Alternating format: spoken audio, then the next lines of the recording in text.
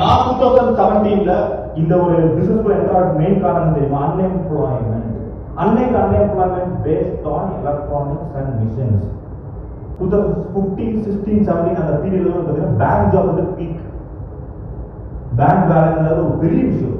ஒரு bank manager, ஒரு பேங்க்ல ஒர்க் பண்ற எம்ப்ளாயின்னு சொன்னா ஒரு ஃபேம் இருந்துச்சு. பட் மிஷின்ஸ் எல்லாம் நிறைய வர ஆரம்பிச்சோன்னா என்ன ஆச்சு அப்படின்னா, இப்போ ஏடிஎம் மிஷின் தெரியும் கரெக்டா இல்லையா? முன்னாடி நம்ம ஸ்கூல் படிக்கும் போது 10th தமிழ்லையும் இங்கிலீஷ்லையும் நம்ம என்ன செல்லான் ஃபில் பண்றது. எஸ்ஆர் 2 மார்க் 5 மார்க் நினைக்கிறேன். 5 மார்க் அந்த செல்லான் ஃபில் பண்றது ஏன் அப்படின்னா, கேஷை டெபாசிட் பண்ணாலும் நீங்க செலான் ஃபில் பண்ணணும், கேஷை வித்ட்ரா பண்ணா நீங்க என்ன பண்ணணும், செலான் ஃபில் பண்ணணும்.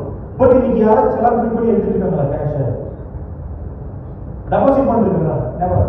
எல்லாருமே நீங்க என்ன பண்றாங்க, ஜிபே அட்வான்ஸ்டா வந்தாங்க கரெக்டா இல்லையா?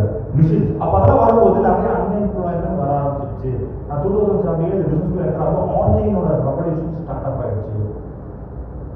ஸோ அந்த ஆன்லைனோட ரெவல்யூஷன் ஸ்டார்ட் அப் ஆனோடனே ஃபியூச்சர்ல அன்எம்ப்ளாய்மெண்ட் ரேஷியோ ஜாஸ்தியாகுங்கிற ஒரு ரீசனால தான் நெட்வொர்க் மார்க்கெட்டிங் வாங்க. பட் இன்னைக்கு நீங்க கட்டாயம் நெட்வொர்க் மார்க்கெட்டிங் பண்ணி தான் ஆகணும். அன்னைக்கு network marketing one of the option.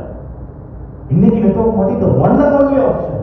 ஏன் அப்படின்னா பிகாஸ் ஆஃப் ஆர்டிஃபிஷியல் இன்டெலிஜென்ஸ்.